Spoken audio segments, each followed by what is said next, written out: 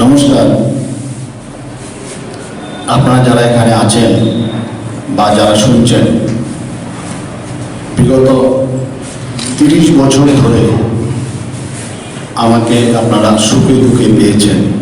যখনই আমাকে ডেকেছেন, রাত্রে 2টা হোক 3টা হোক, আমি রেসপন্স করেছি, আমি পাশে দাঁড়িয়েছি। শুধু আগরতলা নয়, আমি ধর্মনগর থেকে শুরু করে সাবরুম পর্যন্ত ছুটে যাই।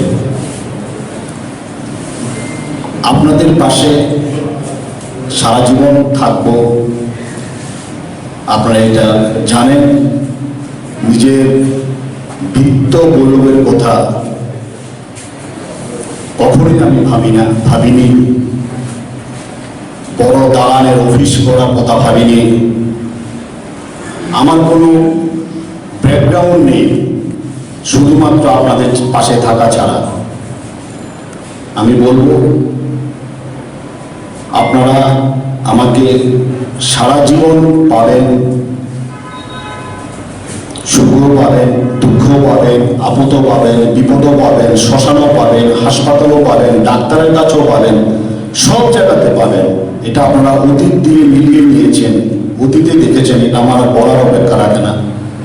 আমি শুধু চাইব আমাদের প্যানেলের সবাইকে এই ক্লাবের স্বার্থে যে উন্নয়নের ধারা আমরা শুরু করে দিয়েছি, আমি আগেও বলেছিলাম, এই বিল্ডিং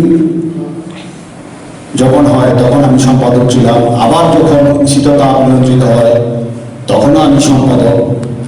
আপনাদের কোনো সমস্যা আমি যতটুকু পারি হতে দেব না। আমার সাধ্যের মতন দাঁড়িয়ে আপনাদের সাহায্যের চেষ্টা করব, পাশে থাকার চেষ্টা করব। আপনাদের স্বার্থে, আমাদের স্বার্থে, রাজ্যের সাংবাদিকদের স্বার্থে, প্রেস ক্লাবের উন্নয়নের স্বার্থে আমাদের প্যানেলের সবাইকে ভোট দিয়ে জয়যুক্ত করবেন। এটাই আমার আপনাদের কাছে বিনম্র আবেদন।